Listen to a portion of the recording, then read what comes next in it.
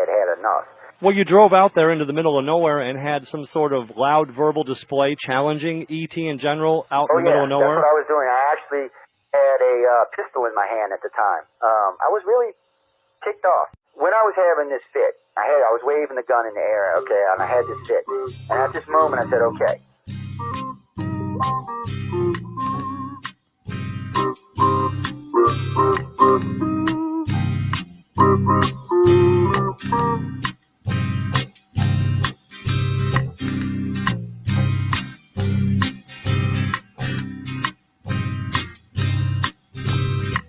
He was a Louisiana man named Montaldo.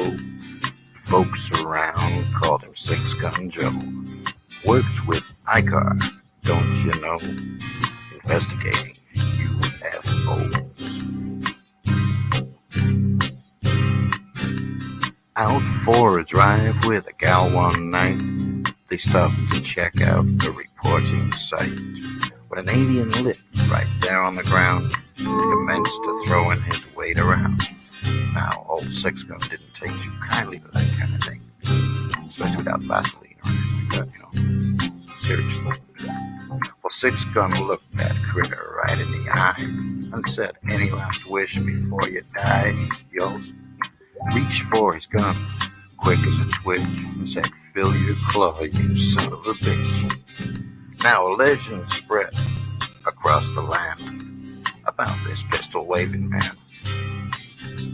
But if you're from space or from Earth below, you don't give no lip to Six Gun Joe.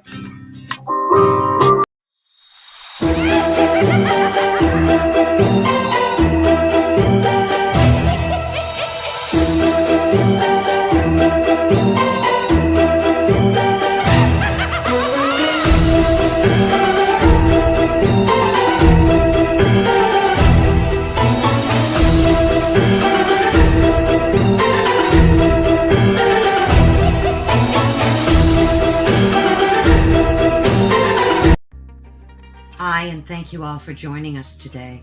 We are broadcasting live on the United Public Radio Network and the UFO Paranormal Radio Network, 105.3 on the Gulf Coast and 107.7 FM in New Orleans.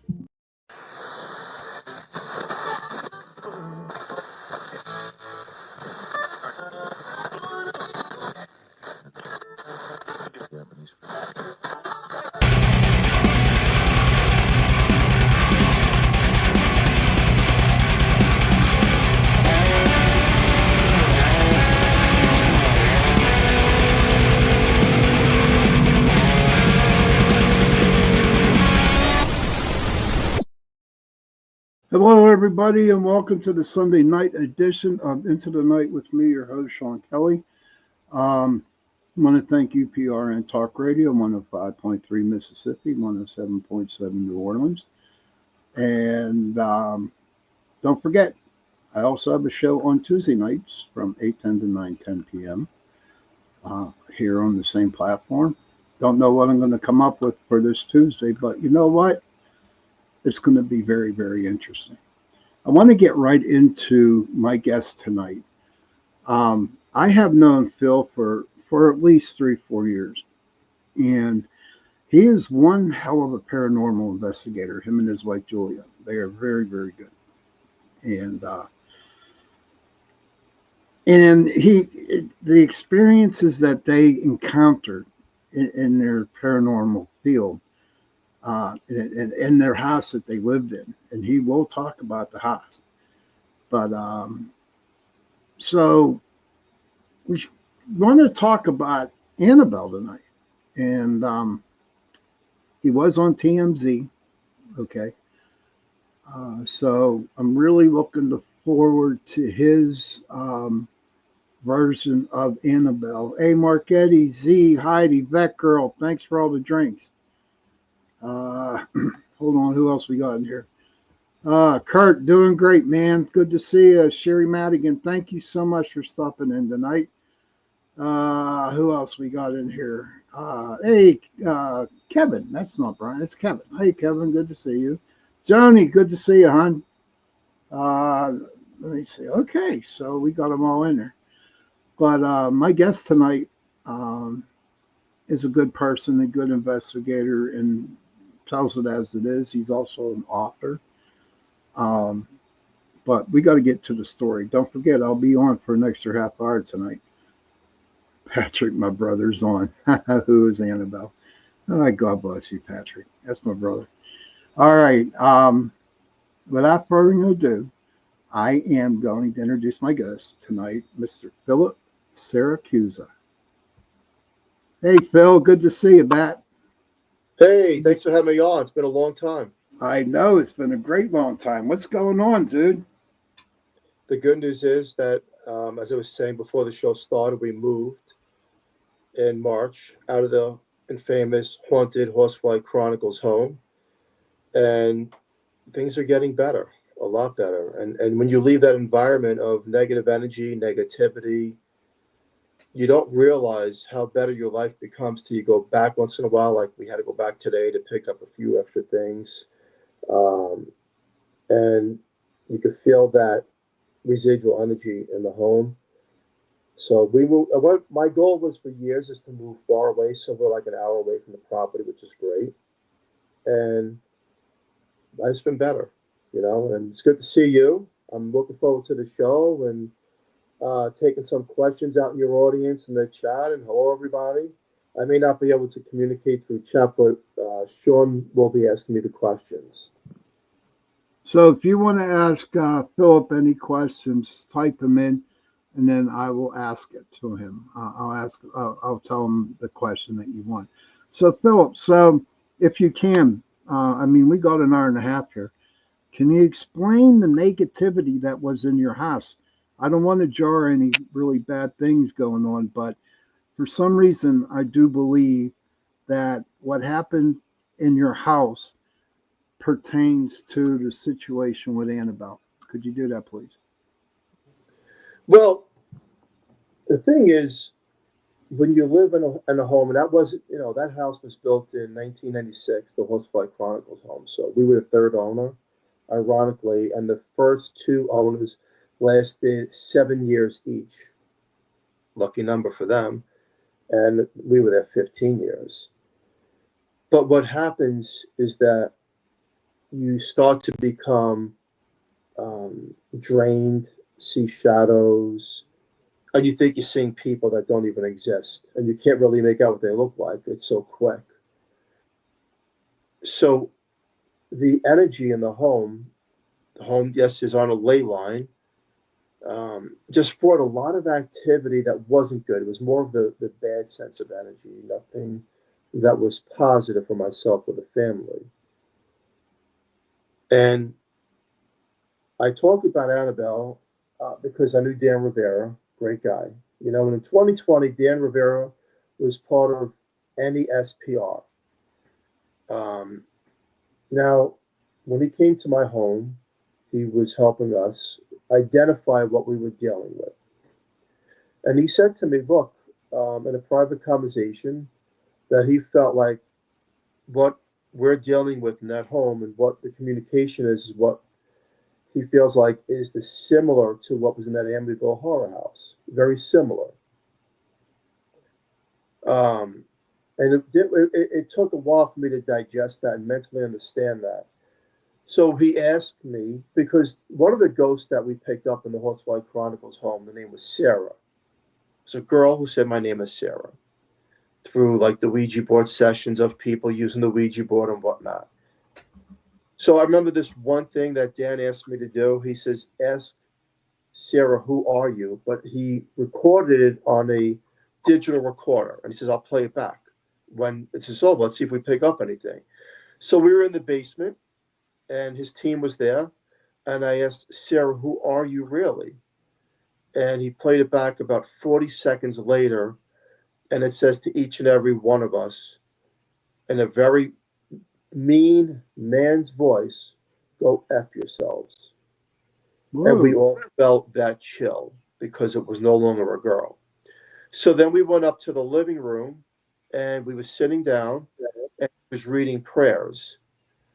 And about 2 minutes into the prayers, all the lights between the living room, dining room, and kitchen went on so bright that all of us, all 8 of us, had to like almost close our eyes because the light bulbs they looked like they would explode, and then it went away. It was gone.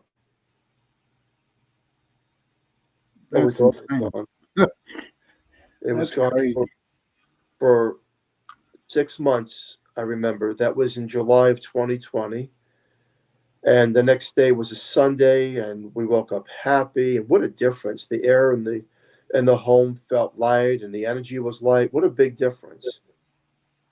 But then October, November, things started to shift again, where the shadows started to reappear. So what we've learned, again, the Horsefly Chronicles home, we've had over 52 paranormal teams from around the world. A lot of people would say it's fake, it's this, it's that, and maybe there was times I didn't know what I was dealing with.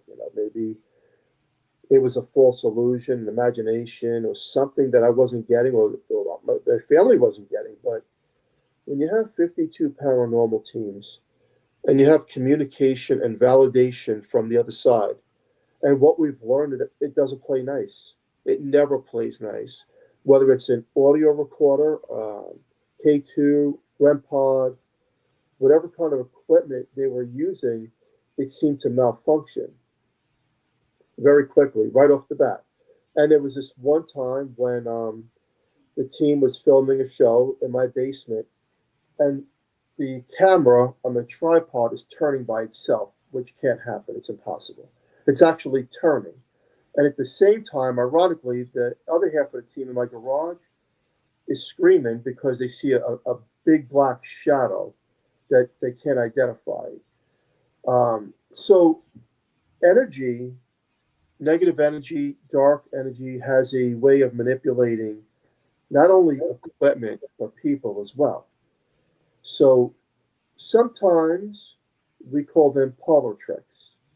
Now, parlor tricks are we could both be in the same room of a haunted location. I see a demon, you see nothing. The next time you see the demon, I see nothing. It's able, again, we don't understand everything, right? We're all not a god, we're humans. But what it's able to do is trigger the mind into a way of false imaginations. And it will never show itself for what it really is. That it has a good way of playing hide and seek, but I will never tell you. It will never show you. And that's why when you see a lot of these movies, even though they're prefabricated, that they say, "Demon, what is your name? What is your name? Tell me your name." The demon or entity never reveals a name. It's always a false name. It never gives the name. And the reason is because it doesn't give up its identity. And unfortunately, in the Horsefly Chronicles home, we were never given a name. With Dan Rivera, who was a great guy, did believe that this was Legion and that there were many. And he ties it right back because when we had this private talk, he felt like he asked me my life story of how I think this happened. And he had said that there's a lot of similarities between our lives. And I asked him about, you know, do you feel like if I move or objects or this energy can follow? And he goes, of course. And I agree because I've been on radio shows since 2013. And then people lived far, far away from me, that were broadcasting these shows. And I remember them saying that the next day they were being visited by something. And look, as a hardcore New Yorker, I thought they were crazy. I didn't believe it. I was like, maybe you're on something. But the truth is, I learned that it's possible. It is possible that these things can travel, which leads me to the identification of the Annabelle doll. Now, before you go on, I have a question for you from Kevin. Let me get back up here. They're fast. Hold on one second. Do you think that light was the energy of the group sending it back where it came from, booting it out? Question mark. I think the energy from the light was this positive flow of reinforcement through the prayers that Dan was reading that was casting this thing away, because he was the only one that was fully focused and engaged on removing it. And he didn't tell me. See, he had a master plan. He didn't tell me what he was going to do. He never told me this is the plan. I thought we were just going to sit in the living room and talk. And then he takes out a prayer book, and I was even like, "What's this? What is he doing?" You know. But I understood he didn't want the entity to know what was happening, so he kept it to himself and just hit it with a right hook, and he did a great job with that. It Okay. was smart. It was a very smart move, because they say that if you're going to try to cast something out, don't tell the people living in the haunted house. We're going to do it, and then we're going to tell them what we've done. It's just this way, this thing doesn't listen, because honestly, these things do listen. It's like I'm talking to you. Okay. Kurt says, Sean, at the Bigfoot Cryptid Fest, they had Ouija boards. It felt weird just walking around the area. It seemed deafening silent in a busy mall. I told Jendo we can only look, not buy. Sean said so. We weren't going to anyway. We just wanted to walk around that area. And as soon as we left, we both looked at each other and just knew off each other's face, held to the no on the board. Now Kevin comes back and said the one calling himself Sarah gave up his identity when he got angry in male's voice. Kevin feels. And he also said, okay, so the light was the result of his prayers. Got it. And your wife says absolutely 100%. Oh, yeah. Yeah. Yep. Hey, Michelle. Hi, Julia. Good to see you. So I'm going to come and I'm going to share to you how I feel about that Annabelle doll. All right. Yes. Now I've had 3 or 4 shows on it, and I really truly believe that a doll, okay, caused your friend's demise. Okay, I have a hard time believing it. Now I have, like I told you before the show, I've been around a lot of haunted objects where a lot of spirits were attached. Okay, but nothing to the extreme to where somebody has met its demise. Okay. And if he was with the doll all the time, okay, I want to know if he knew not to take it out of the box, why did he take it out of the box? Great question. Now, let me tell you and everybody else out there. Now, listen to me very carefully. The devil is always in disguise. You think in your mind and in my mind, and we all think, well, I'm going to do it. I'm not going to take it out. And then I'm going to take it out. Do you know what it does? Do you know how this works? If the 15 years of living in a haunted home, this is how it works. It gives you false impressions of thoughts. That's what it does. It tricks the mind. Dan never, ever would take that thing out of the box. Ever. Ever. But he did, because it knew how to get to him. Evil, I have said this over 1,000 times, evil finds its weakest link in a person. And each and every one of us have a weak link. We all do. None of us are perfect. And it will find that null and void and work its way in. And once it finds its way in, it knows how to control you. And that's what it does. Now, how do I know that? Because in my book, The Horsefly Chronicles, I did something that people say, how could you do such a thing? I remember in my book, and everybody knows about this, I dug up a grave in the early 90s with a few people. Now, you would say, why would you do that? That's not that's horrible. And you know what? You're right. But I did it under false impressions. And then I realized after the fact, years after the fact, how I was being tricked into doing it and what I did.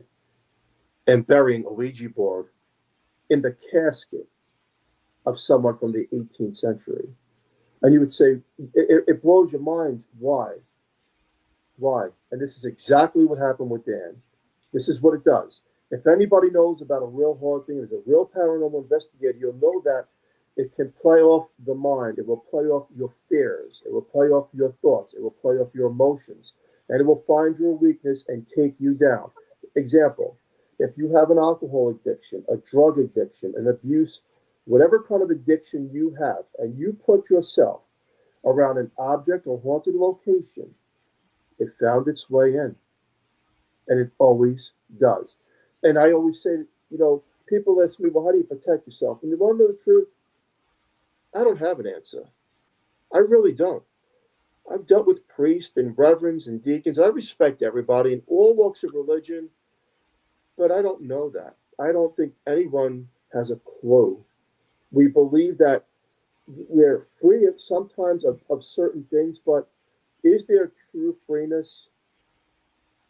I don't know. I don't have that answer. And this is exactly what happened with Dan. Kurt, Joe, it's okay for being late for my lives. It's not a problem, buddy. Joe Fox, good to see you pop in. Kurt says, just like the Greys, not to be off topic, but they know they're small, fragile beings, so they invade your mind, your dreams, and your thoughts to communicate. Okay. Agree.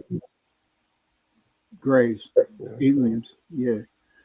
But listen, we're at the bottom of the hour.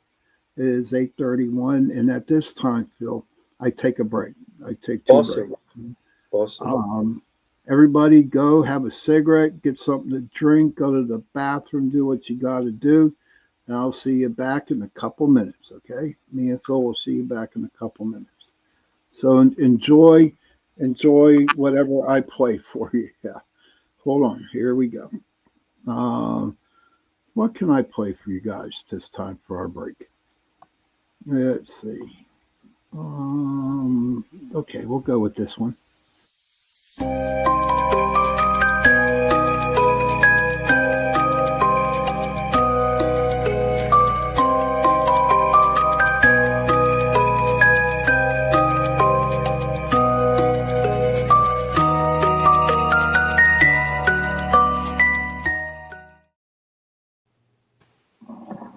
Okay. Hi, I'm Brittany Ashley, your host of Breaking Norms, Building Dreams, your guide through this transformative journey in both business and life. This is your place crafted for dreamers, doers, or anyone who has been told they can't. Get ready as we challenge those narratives together. You're tuning in live to the United Public Radio Network, airing on 105.3 and 107.7 FM in New Orleans. We are streaming on all the popular platforms every Monday at 3 p.m. Eastern Standard Time. Join me for the night has come, it's cold and losing my control. Your light is gone, and lonely darkness fill my soul. I wish that you could save me from my isolation. It's way too complicated. Let's stop this conversation. Stop this conversation. We got no relation.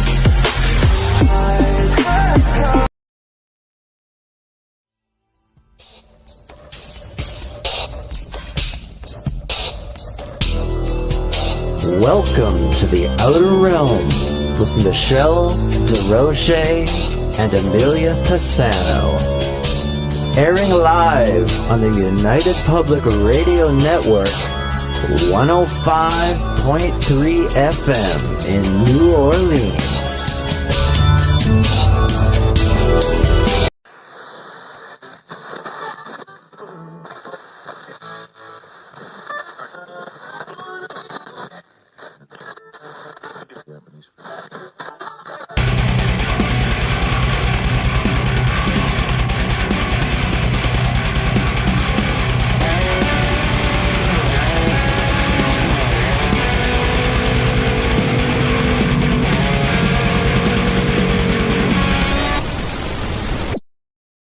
Hey, welcome back to everybody. Sunday night, into the night with me, your host, Sean Kelly. I'm on UPRN Talk Radio, 105.3 Mississippi, 107.7 New Orleans.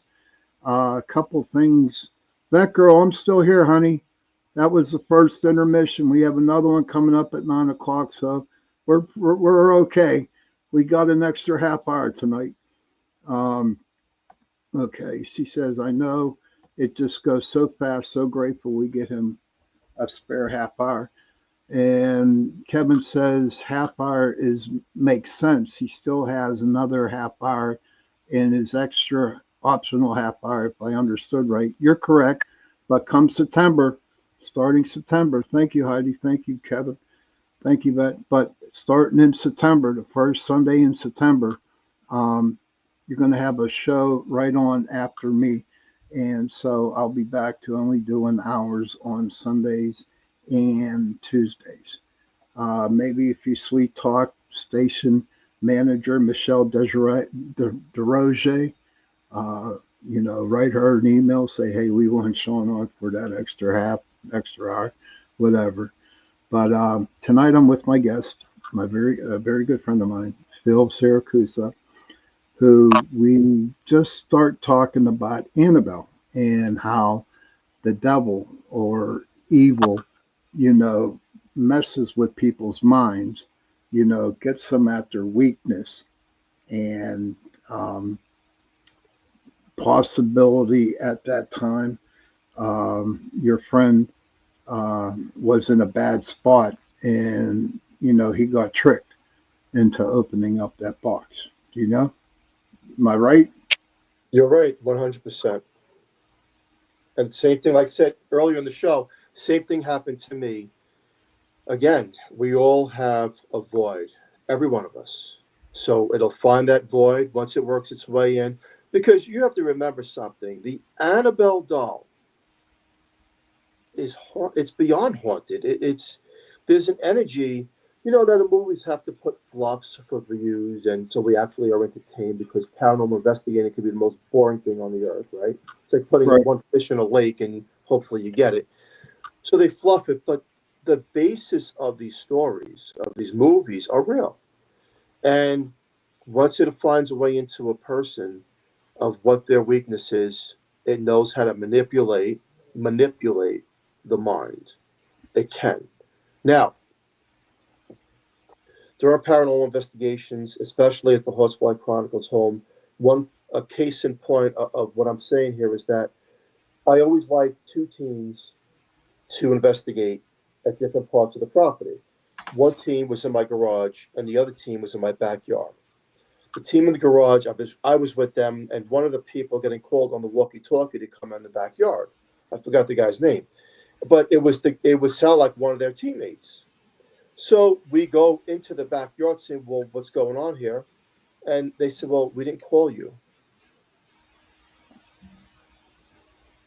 We didn't Oh, wow. call you. Now that's scary. If an entity can change its voice to yours, that is probably the most scariest thing. Right. That because then there's no boundaries.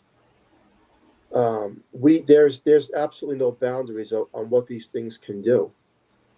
So right there is a master manipulator right there. False interpretations of echoing voices that we believe is the person communicating with us. Uh, Joe Fox. Well, yeah, I'm drinking, Brian. I'm drinking my iced tea unsweetened. That's what I'm drinking. But Joe Fox, Phil, my whole life has been one addiction after another, from food to whatever. What is your take on constant addiction? And I think where Joe's going with this is, do you think that with all these addictions that he's being manipulated by something evil? It's hard to say. I mean, there's a series of questions you have to ask a person to identify that, right? Look, I'm Italian. I love to eat. If you put chicken cutlet parmesan in front of me or a good calzone, well, I'm going to eat it no matter what it is, even if I shouldn't eat it. But the point is, we go through a series of questions as investigators, right? We have to go through some of the basis of their life and whether they have PSD or they were traumatized in any way in points of their life. Most likely, if someone has a food addiction, no, I would say no. Now, if they have a substance abuse, there are possibilities. Again, there's a lot of people who just have a lot of, there's possibilities that they're influenced by negative energy. But I wouldn't know that without a series of questions, and I wouldn't be doing it on the show. Kurt says, I believe anything can do mini cry is dangerous, scary, and most likely not up to any good. And Joe Fox says, yes, Sean, exactly. And Kurt says, or just protecting themselves. Squatch Man, good to see you. I saw you pop in. Good to see you, brother. So back to Annabelle. He took it all over the United States. Was he doing it to show or to make money off it? Is it possible? Let me ask you this question. If he was making money off this, do you think maybe the demon was like saying, or even if it wasn't a demon, if it was something else, do you think he's saying, enough is enough? Quit using me to make your life better? I'm just throwing this question out, Phil. Money is the force and greed of all evil, and we're forced to have so much money to live, each and every one of us. But when I'll say demon, finds a way into that perspective of our lives, it becomes the hunger and the thirst to support yourself, your family, and you'll do anything to bring in more money. So, in essence, if you have a guy, now Dan, I believe, was an average earner, hard worker, but sometimes the influence of money, right? You ever hear the saying, money's the root of all evil, in a lot of ways, because it is. It's the devil's playground, too. It's kind of like, let's show everybody. The problem what I have with the Annabelle doll going around, and I have this problem, is you're talking about a negative force, a negative energy that we really don't understand its capabilities.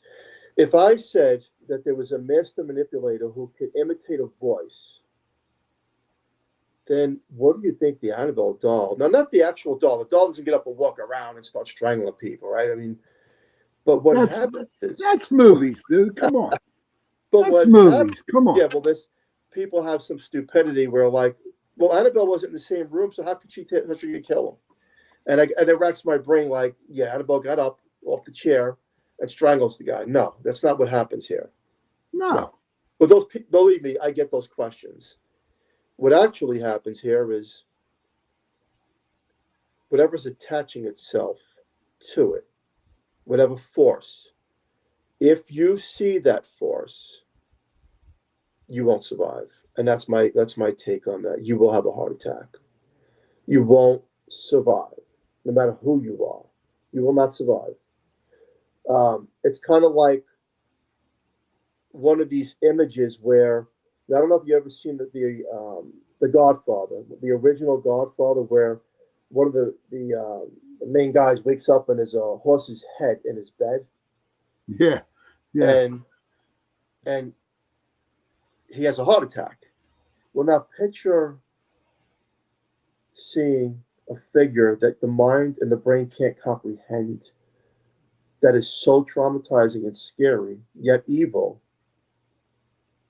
that you can't understand it to a point where you're not trying to comprehend. It just shuts you down, and you can't control yourself. It's like that part just stops.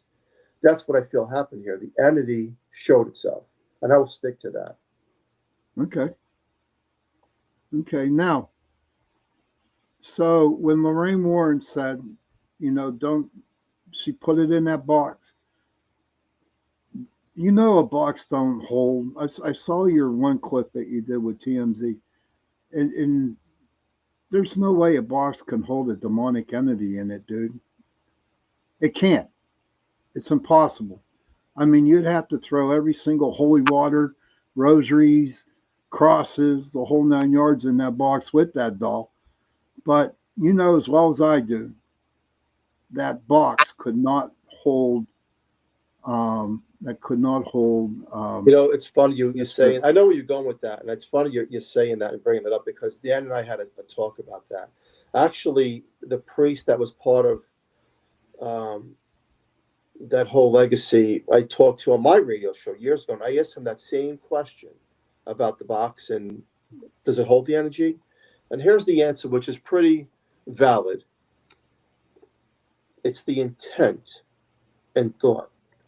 And I know this is way out there, but it's kind of like I have you concealed with crosses and prayers, and I hold you at bay because it's the intent that we're thinking. Now, let me do a little schooling on this, what I mean. You go to a hospital, you got a sick friend, cousin, father, relative in the hospital, and what would you do? You would pray, right? To whoever you pray to, right? So you pray with feelings, love, your heart, and intent, right? Intent. Please heal this person of cancer, sickness, right? Intent, because you're intending that prayer to be strong and answered by the other side. Well, when you have an energy put in a box and you have a strong enough intent and belief, and most of us don't, that it will be confined in the box, are there possibilities that the energy doesn't affect that person? We did a study as investigators years ago where we psychosomatically had told a carpenter to come into the home and do some work. He didn't know the home was haunted. He went into the portal in the basement and he did his work and nothing happened to him. He had to put some framing on the walls and whatnot. The next week, we had a medium come into that same room who felt like they couldn't breathe. It was the intent of thought that the manifestation gives it to create its energy. Now, let's talk as investigators, right? You're a paranormal investigator? Yeah. Okay, so let's talk as paranormal investigators. You know what a paranormal hangover is, correct? Yes. Okay, what is it? Just like zoned out, dude. Just like. Go ahead. I'm listening. A paranormal hangover is something like. Paranormal hangover. The next day, right after like a big investigation, you feel like. Oh my God! You go and eat pancakes. You go to a buffet. And what do you think that happened? Because we're dealing with too much energy, especially if you're empathic. Energy, right? Yeah. So, as a paranormal investigators, here's what we know. No matter what piece of equipment you have, and quite frankly, I debunk a lot of the equipment out there, but let's just say you have REM pods, K2s, and the SLS, and all this other stuff, right? In my opinion, you just need a digital recorder, but that's all you need in the K2 meter. In the K2 meter. I debunked the K2 meter. Get a cable TV remote that's strong enough. It'll make the signal go off with the batteries. It'll make the light flicker. It's crazy, but if there's certain metal in your walls and you hit that button, that remote button there, I was a big person of the K2 meter. Hold the K2 meter and turn your arm. Turn your arm. Watch what happens. If you're near a wall, it's weird, but it's energy that again could be from an outlet. But having said that, we know that batteries get drained in paranormal equipment. Oh God, yeah. Okay. Now, what happens is after the batteries get drained, because that's the first thing. Hey, my DVR's dead. My REM pod's no good. My camera just died. I hear it all the time and all the time and all the time. You know what happens next? In a real evil haunting, one person gets taken over and they don't feel well. One person, not two, but one. I don't feel well. I'm lightheaded. My equilibrium bounces off. I feel drained. I have to get out of the house or building. To get out of the house or building, to go out and get some fresh air. And it started to come to again. So it's depleting the person's energy. So let's say there's an invisible force that you cannot see, and it attaches itself to you. It's draining you so that it becomes stronger. So then we realize that after that happens, the shadows start to appear. The actual I see something in the corner of my eye flying by, right? That I see it, no, I don't see it, I see it, because it's so quick, but we see these shadows going by on the corner of the eye. Then there's a presence that happens. During an evil investigation, it's a negative weight, and you feel like something is starting to hold somebody down, if not yourself. And that means at that point, the entity has gained control and ground over the territory, and it can manipulate you. Now, I have seen the nicest, look, there have been female and paranormal investigators come to my home. They were nice and charming. They went in the basement about an hour and they want to fight everybody. They want to beat me up. I'm kind of like, I've been there. I've been there, dude. Like, what did I do to you? You walked in as a nice person. I thought we were friends. I don't want to get beat up. That was like I had a 4'10" Asian girl, on an investigation, and she just was scrapping that, man. She was like duking it out with everybody. So before is the energy is taking over the person as a conduit, because we had the intent to communicate. So we ourselves have opened up a veil, so to speak, a portal to the other side. We open ourselves up, and sometimes we open ourselves up to the wrong thing. And that's a big thing, because Ouija boards as well, I've had bad experiences, and I think that nothing good comes out of a Ouija board. Nope, not at all, dude.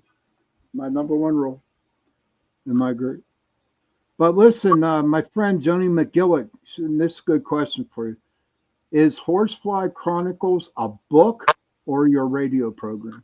No, we used to have radio. My wife and I, my wife was the host, Horsefly Chronicles Radio. That was a few years ago. There's a Horsefly Chronicles book. That's the original book. And there's the Curse of the Horsefly Chronicles book. But that's all like 2015. Julia, I know you're listening and watching. You got to call Michelle and get your butts back on this stand on UPRN. So no excuses. No excuses. Get your butt back on here, because you guys had an awesome show. So Kurt, you did. Yep, she says yep. No, I'm silly. Get your butt back on UPRN, Julia, please. She's laughing her ass off. Kurt says, so like if I can't see you, you can't see me, even if they're right in front. If you so, would it be up to the person that put the doll in the box, didn't have real intentions, or whoever visits the doll? When you visit the doll, I was just talking about this. I hope so, Julia. I was just talking about this with Matt Rife on TMZ, that, look, I talk by experience for myself and my family. I'm not going to claim to be an expert, and I am not going to claim to be a know-it-all. But when you live the life, you kind of know the trigger points of what these things can do. And they're master manipulators. They are. And it's all intent and all thought. So let's say the Annabelle doll's on tour, right? It's a very tainted, haunted object, right? Now, some people are vulnerable, right? You know what that word means, vulnerable? That means that they're susceptible to getting some kind of an influence. I have seen time and time again people go on ghost hunts. Oh, I just want to have a couple of drinks or take some type of pills. And I'm like, is this something wrong with you? Oh, listen, it's out there. Don't kid yourself. I've been on many investigations where I've seen this. And I'm like, is there something wrong with you? You don't do that, because if you don't go into an investigation, even as a guest with clear mind, body, spirit, you are a target number one. You are a target. And what these things will do, they found their way in.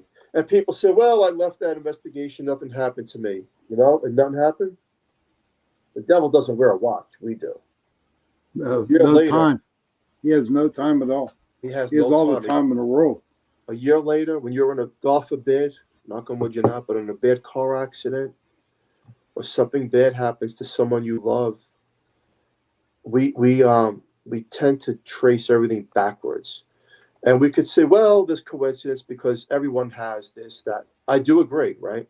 There are, look, car accidents and heart attacks, but we look at timing, the frequency and the timing of what a person did and where they were, and a point of change in their life where they went to an investigation, they weren't self-protected in the way where maybe they had some kind of substances, and they leave there, and then 6 months later, they see their life demise. And I've seen this over and over again, even with investigators, which I will not name on the show, that are unfortunately not around. It just tampers along your life. You start to get some depression. Your bills, you can't pay them. You feel like you don't belong in the world. You have suicidal thoughts. People are fighting with you for no reason. You become isolated with family, friends, and relatives. And then you say, well, how did all this happen? Backtrack.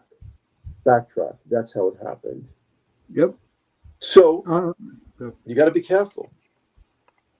Absolutely. Now, Vet Girl, she says, Phil, I got a question to pick your brain out. Because I very much value what you are saying. So you have a box filled with positive intentions to contain evil energy. I wonder if someone bad, let me see if she figures that out.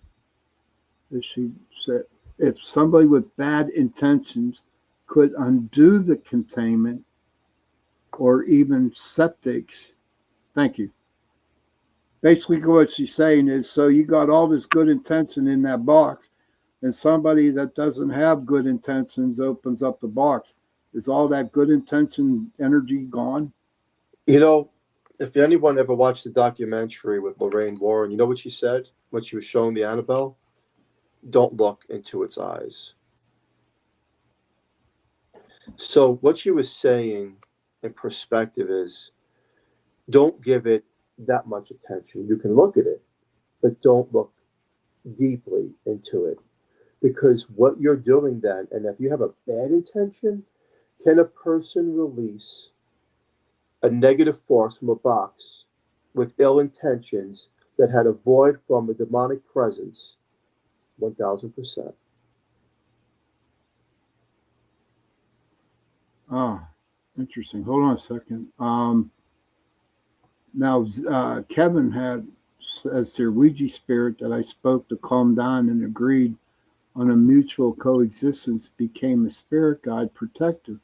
So I have to disagree. Nothing good comes out of a Ouija board. That is so true, brother. That is so true. And he says, oh, they want to know where he's at, PPS chat. But no, but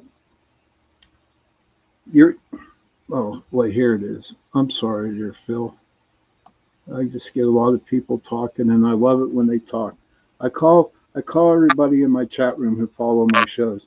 I call them my guardian angels, is what I call them. They're my guardian angels. Oh, I like that. Yeah, they are. They are my guardian angels. Brian Salsa said, battle of indeptions. Whoever's in depth is stronger, maybe. But let's see what Phil says. The battle. I don't know what that. I don't know how to pronounce that word. Indeptions. In depth. I don't know. What is he trying to say? What is he trying to ask? Whoever has. I really don't know. Hey, Kevin, I love you to death, man.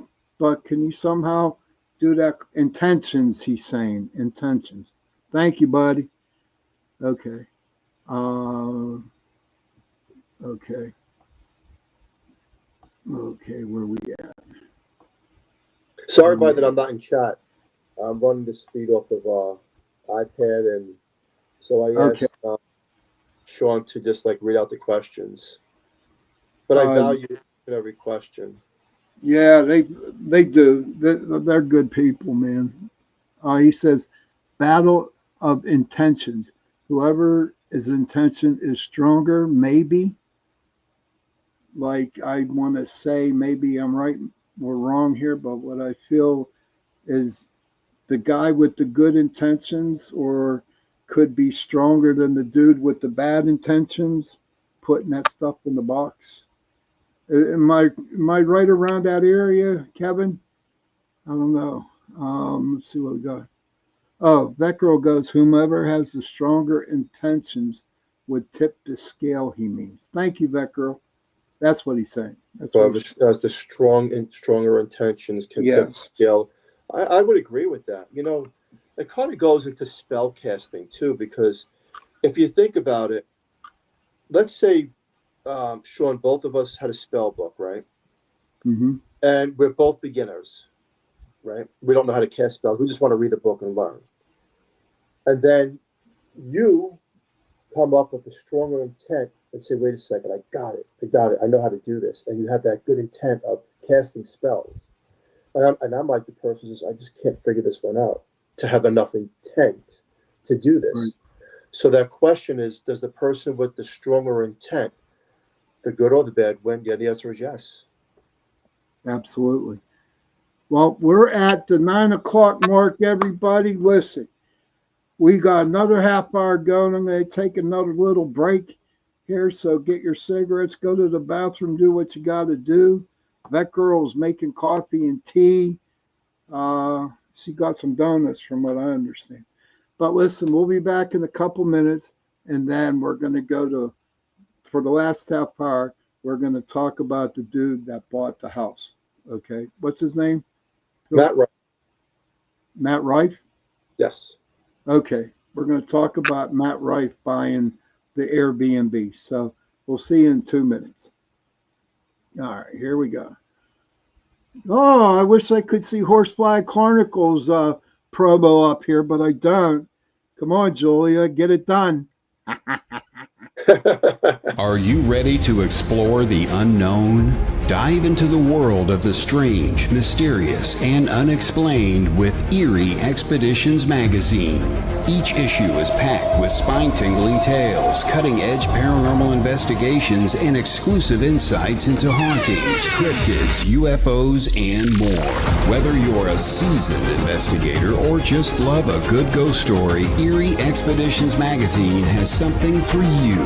Join our growing community of truth seekers and adventure lovers. Subscribe today at EerieExpeditionsMagazine.com and unlock the secrets of the supernatural. Are you ready? That's EerieExpeditionsMagazine.com, where the extraordinary is just a click away. Dare to discover.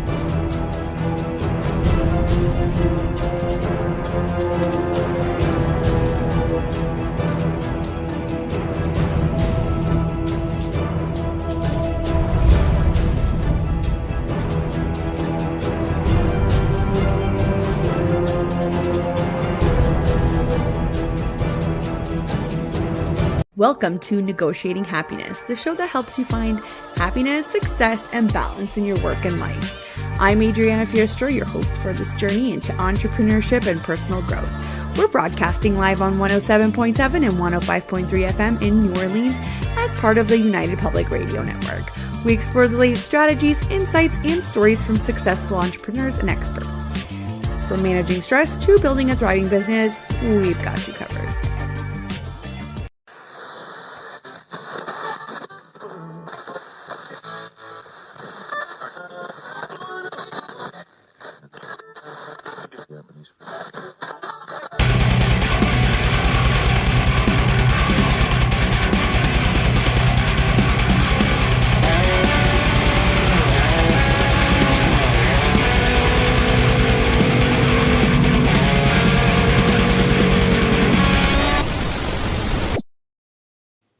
Okay, welcome to the last half hour of the show.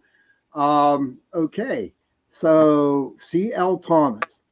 C is on Tuesday nights from 9:10 or 9:15 to 10:15 or over because she follows my show. She has a very good podcast. It's called the Gateway Podcast. And she's in the house tonight. Good to see you, CL. Your wife says, that's because you all know I did all the work. LOL. And then she says, why am I getting in trouble? LOL. Well, my I don't wife, know. if it wasn't for her, there wouldn't have been a show. I know. I can't wait for you guys to get back on here. I'm serious. I see it as a psychic. I see it. I see it as a psychic. CL, she's not feeling well today. Sorry about that. Very under weather. I hope you feel better. I hope you're good for Tuesday, man, because we need to see your show. Now, everybody who's just popping in, I got my dear friend, Mr. Phil Siracusa, and we're talking about the Annabelle doll. And thank you, Vet Girl. And we're talking about the evil energies that possibility could be in Annabelle. Okay. And that's my opinion, you know. Phil believes, yes, there could have been evil spirits or evil in there. Where is the doll now? We're going to get to that in about 30 seconds. We're going to get in about 30 seconds, CL. But, you know, that's one thing nice being in the paranormal field, where you can have good questions, good discussions with other paranormal investigators and share experiences and thoughts in their own thing without getting angry at each other, you know, to where I've seen where arguments would go off the deep end. Oh my God, yes. Okay, CL, Phil, who has the doll now?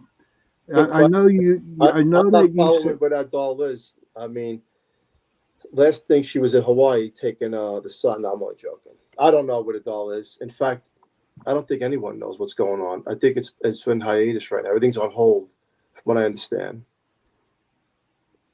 And let's talk about Kevin, who bought the house. Matt. You were Matt. Okay, I don't know the dude. I never. Well, he's a comedian. Like, he's one of those rough comedians. You know, he's a funny, rough comedian with the vulgar language. But here's what happens, everybody, and here's how this works. And I only know this. I am not an expert. I'm a family man who's lived a very tragic life in that house and traumatized with my family what we experienced. And I could talk about experience. And here's what we've learned. That the entity, I will say demon, will pick a very high public figure that has an interest, someone who's on stage and well known, to just show an example of its authority and power over man, to manipulate them in a way where it would show control.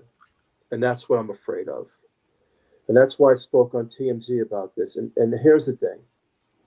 And don't forget, I got a lot of rebuttal on that. Like, oh, well, I've heard people say, I'm a paranormal investigator and there's no such thing as blah, blah, blah, blah, blah, blah, blah. I'm not going to argue with you. I'm not going to put energy into that. Everyone is entitled to their own beliefs. Everybody. I talk as a man who's lived that life for so long. That was my experience, right? That's my experience, you know, before I was going out to the locations.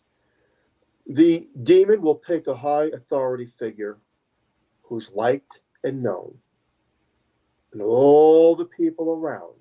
Now, I'm going to break this down, so follow me on this. And then, once it opens all the doors, that negative energy, because you cannot see negative energy. It's a dark energy. You don't see it. Sometimes you may see a dark shadow. I'm talking about a master manipulator here who shows you something that doesn't even exist. It's a false illusion. So what's happening is this public figure, Matt Rife, who I respect, he's up on stage, he's a young guy, he's performing. The demon will show its authority. And unfortunately, I see people like this be taken down. Now, I'm not saying, and God forbid, right, that the guy's going to croak tomorrow or something bad's going to happen. But when I went to investigations, one thing I've seen is, let's say you have a room of 50 people. Oh, I want to see a ghost. I want to see a ghost. And then you get the paranormal team there, and they start taking out all their equipment. You know what starts to happen at first? Everyone's building up an energy of intent and thought. I want to see, I want to see, I want to see. And they're creating this energy for the entity, or if it's a good haunting, a spirit to manifest, right? Intention of thought. Now, when you're taking something on tour, or you're bringing people to the Warren Museum, the devil found his way in. I got all of you. Now, it doesn't mean that every person that goes to one of these events has a crooked life from that point on. That's not what this means. But what it means is that frequency and reach. Frequency and reach. I have seen, and there was not one time I did not see this. There were people that used to come to my home, and one person said, well, I'm going to stay alone in the garage and just sit here. I said, no, you're not. You're not going to do that. And let me tell you why you're not going to do that. Because it will seek you out and something will happen. And people used to argue, I'm doing it, don't tell me what to do. It's like, okay. No exaggeration. 10 minutes later, after the investigation and the event's over, I get a phone call. I was in a car accident, Phil. Can you come over? A few blocks away. You could say, well, it's a coincidence. No, I told you not to stay alone. This is what happens. And I've also heard over 100 times, something followed me back, something followed me back. Now, I will rule out psychosomatic, power of thought, power of suggestion, because our mind can play tricks on us. We all know this. But there's the other part where the proof is solid that it has followed someone back. I've had seasoned paranormal investigators at my own home years ago almost crying, saying, it won't leave me alone. What do I do? So when you have so many people in a controlled environment, and this is like a show and tell, well, what do you think Ed and Lorraine said? Number one, don't touch. Number two, don't stare in the eyes. And number three, it's not a circus act. And it's not. And I feel for people. I do, because I've lost a lot of people. And I've seen people that horrific things have happened that I don't even want to believe. And that's my take on it. And I've seen it. And I have documented cases with pictures of deceased. I will not show the public. I have respect for these people, but you have to draw the line. So, well, where's coincidence and where's the facts? And the facts draw the line of timing and frequency. And when you're putting yourself into a vulnerable spot on the devil's playground, now people will say, well, I want to learn. I want to investigate. I want to see. I understand that. That's what cameras are for. That's what DVR systems are for. That's what streaming's for. But when you're putting yourself into that environment and you don't know what you're doing, yep, you are capable of being overtaken. Yep. And I'm not talking about possession, but I am talking about oppression. You know, and I will go back to one of the biggest cases in history is the Amityville Horror. Now let's look at Ron DeFeo. Now, if you ever watch his documentaries and he's being interviewed by either detectives, investigators, or even psychics, he always gave a different story. Mafia killed the family. My sister killed the family. My sister helped me kill the family. I went to the bar, got drunk, I was on drugs, and I killed the family. You know what's happening here? Master manipulation through the entity will never give a false, and never false. It will always give the interpretations of, you'll never see me. You won't know whether I'm positive or false. You will never identify me. You know, in the beginning of the show, I talked about how Sarah, who was affecting our lives, was the girl. It was a false impression. We believed. You know, the person that you had said plays with the Ouija board. You know, in 1993, she was picked up in Staten Island, New York on a board, and she proved to be real. You know how? She told us what was going on in a different part of the home, where you would blame someone for moving the planchette for the answers. And she's proven it. And you know what she did? She built my trust. The entity had built my trust. There was an innocent girl that was murdered because that's who she was saying. She was murdered. I was in grammar school. I was kidnapped. It was the devil in disguise. Mm-hmm. And if you could tell everybody, I've been being a ghost because I'm going in and out.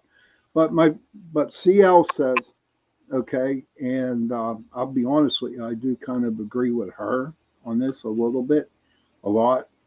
I think everything the Warrens did is just for movies and cash, not believing the doll or any of the cases they were on. If she is haunted, someone recent did it.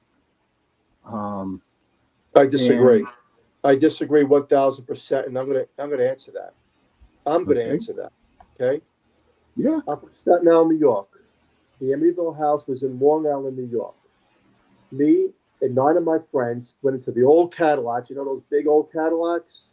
Yep. You know, my father had said, this is for you. He gave us a hand-me-down, you know. So we went to Amityville, New York. Now listen, follow me on this. So we find the house. The house was green, right?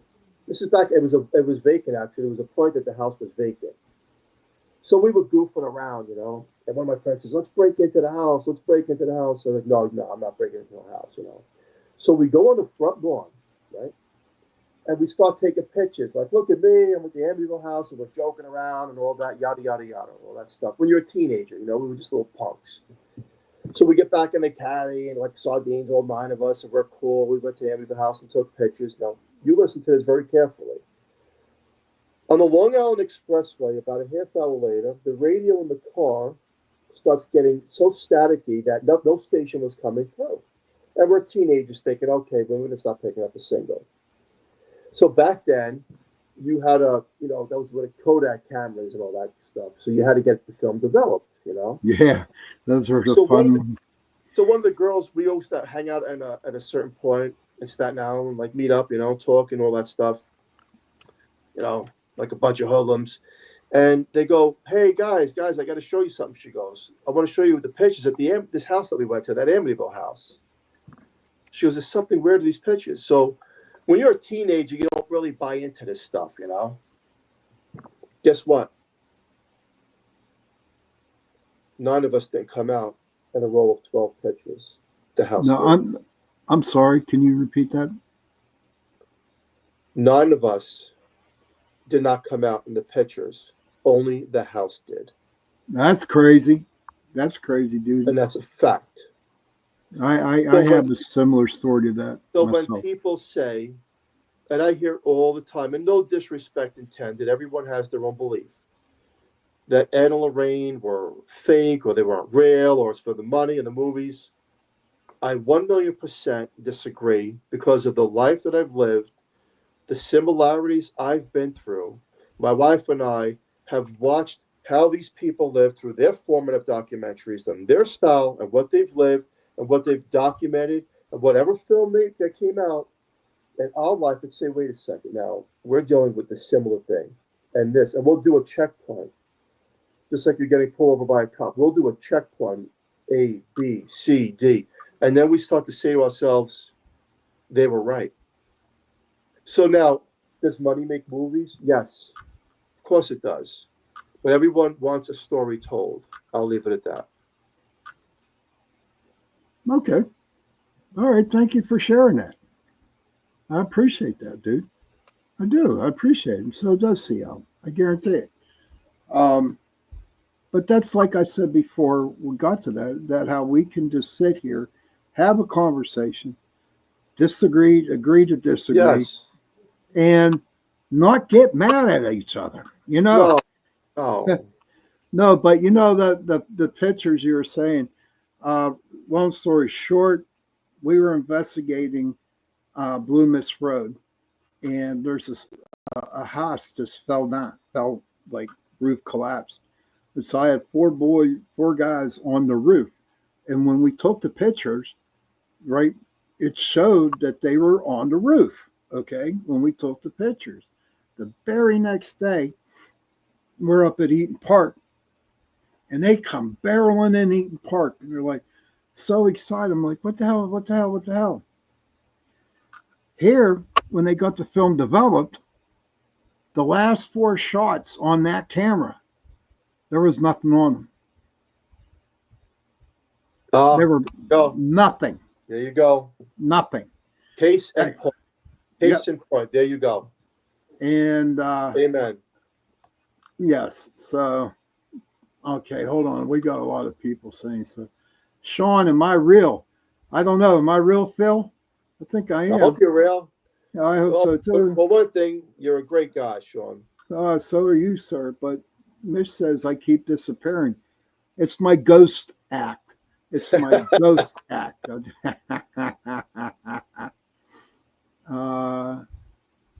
Okay. CL says I've been to the Amityville house. The guy who did the murders was heavy on drugs. Johnny says, Phil, where in New York are you from? She was born and raised on Long Island, New York.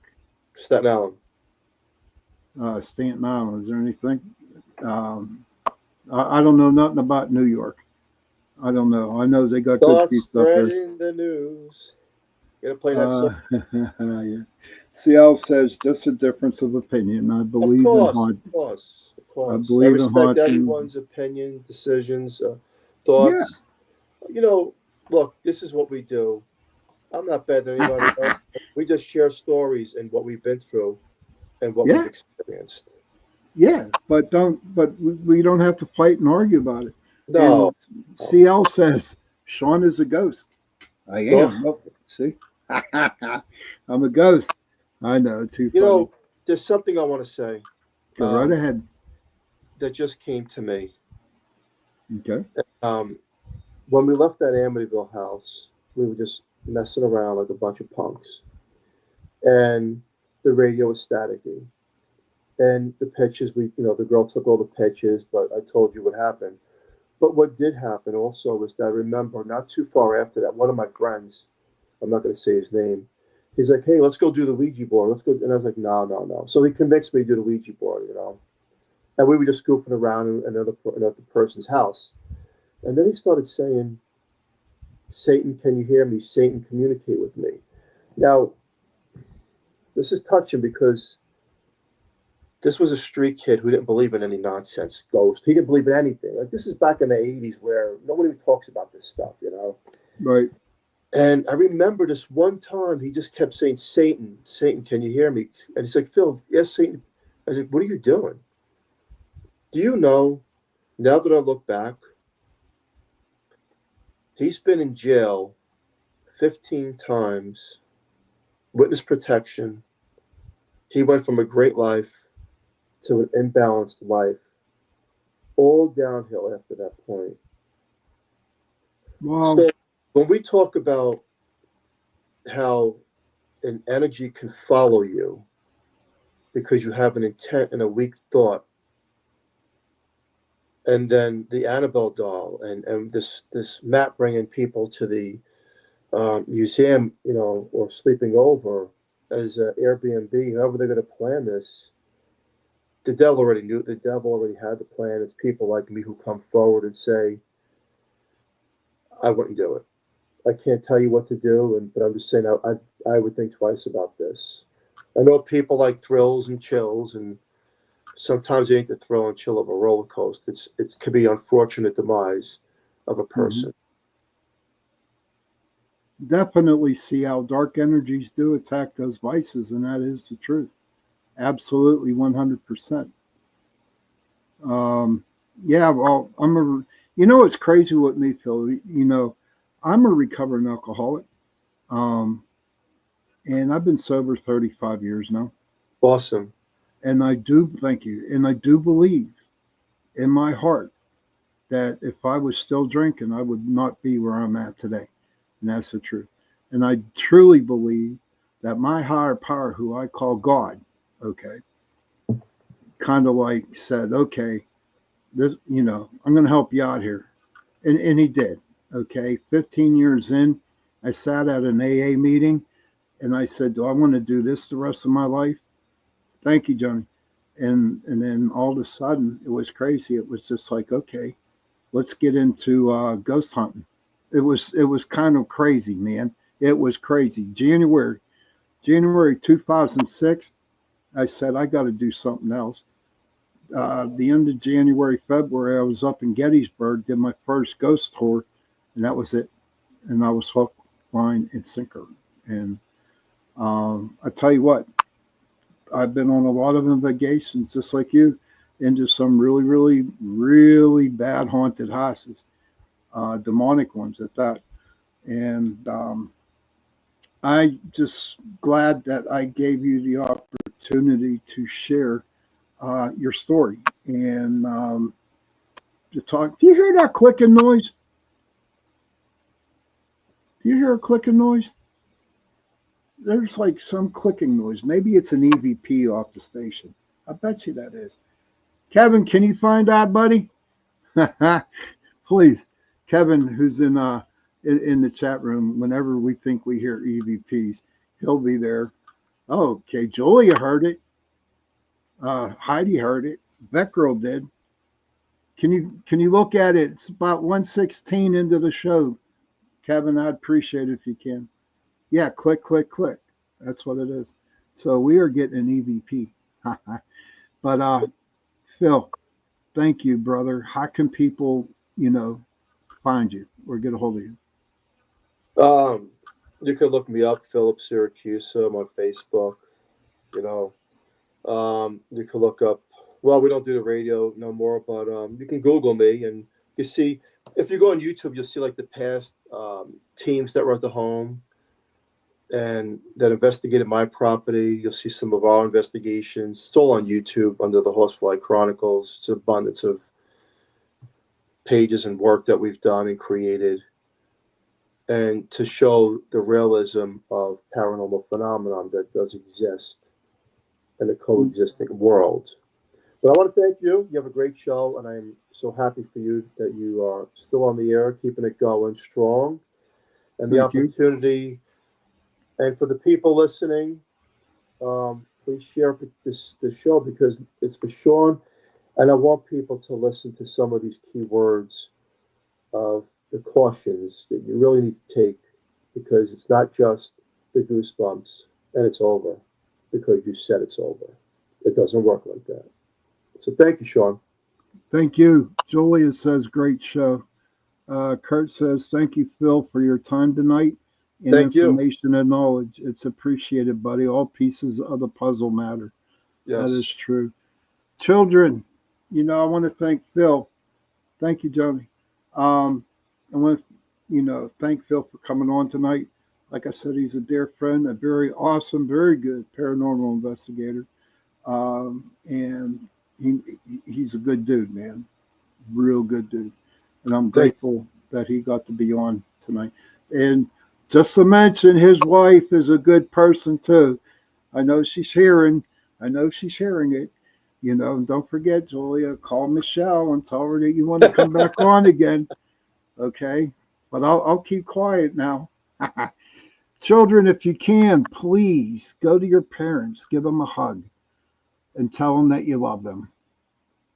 And parents, please go to your children, give them a hug, and tell them that you love them. And if you have no children, if you have no parents, find someone, give them a hug, and tell them that you love them. Because those 3 words, I love you, go a long way. On that note, I will see you Tuesday night.